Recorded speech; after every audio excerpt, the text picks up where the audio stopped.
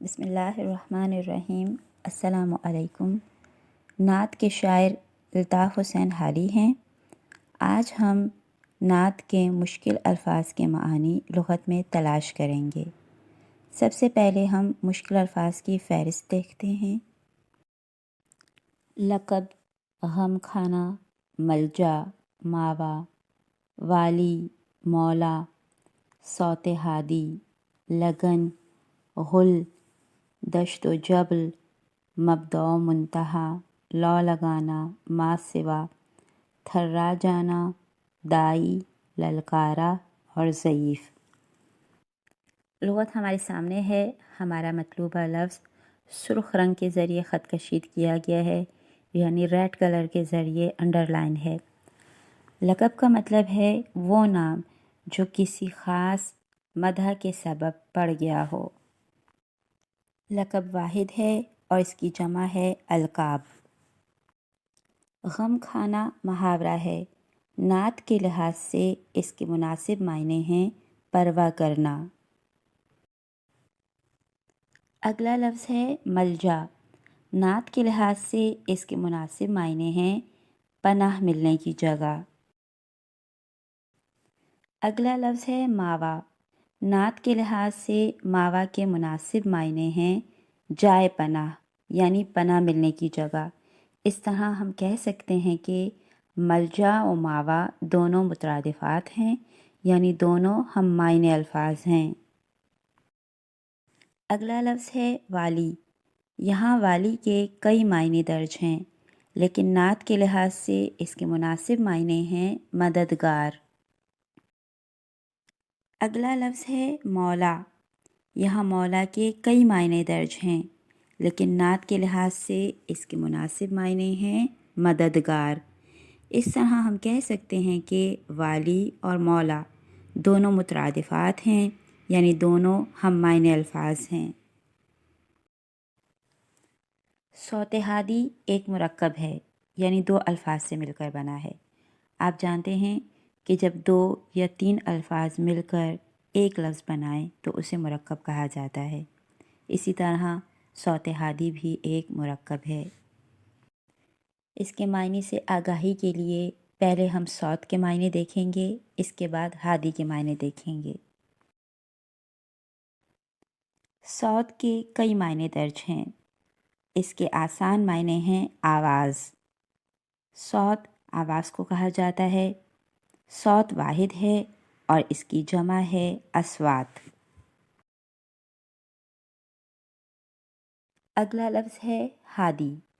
ہادی ہدایت کرنے والے کو کہتے ہیں۔ اس سے ظاہر ہوتا ہے کہ صوت ہادی کا مطلب ہے ہدایت کرنے والے کی آواز۔ اگلا لفظ ہے لگن۔ لگن کے کئی معنی درج ہیں۔ نعت کے لحاظ سے لگن کے آسان اور مناسب معنی ہیں خواہش یا محبت۔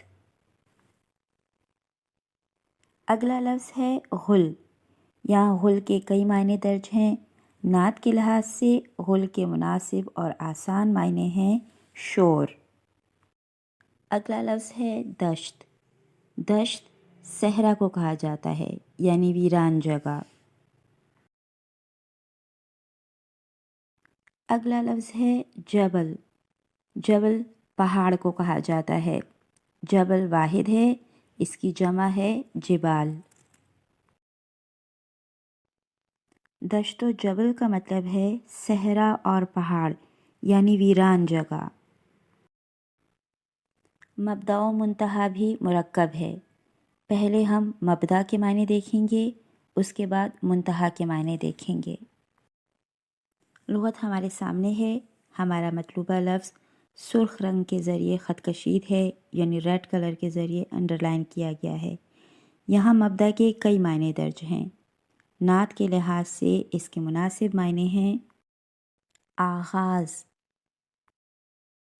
آغاز شروع کو کہا جاتا ہے۔ اگلا لفظ ہے منتہا۔ یہاں منتہا کے کئی معنی درج ہیں، لیکن نعت کے لحاظ سے اس کے مناسب معنی ہیں انجام۔ لہٰذا ہم یہ کہہ سکتے ہیں کہ مبدأ و منتہا کا مطلب ہے آغاز و انجام۔ یہ دونوں الفاظ ایک دوسرے کی ضد ہیں۔ مبدأ کا مطلب شروع اور انجام کا مطلب آخر۔ لہٰذا ہم یہ کہہ سکتے ہیں کہ یہ دونوں متضاد مرکب ہیں، یعنی یہ ایسا مرکب ہے جس میں دونوں الفاظ ایک دوسرے کی ضد ہیں۔ اگلا لفظ ہے لو لگانا۔ لو لگانا کے کئی معنی درج ہیں، لیکن نعت کے لحاظ سے اس کے مناسب معنی ہیں عشق کرنا، یعنی محبت کرنا۔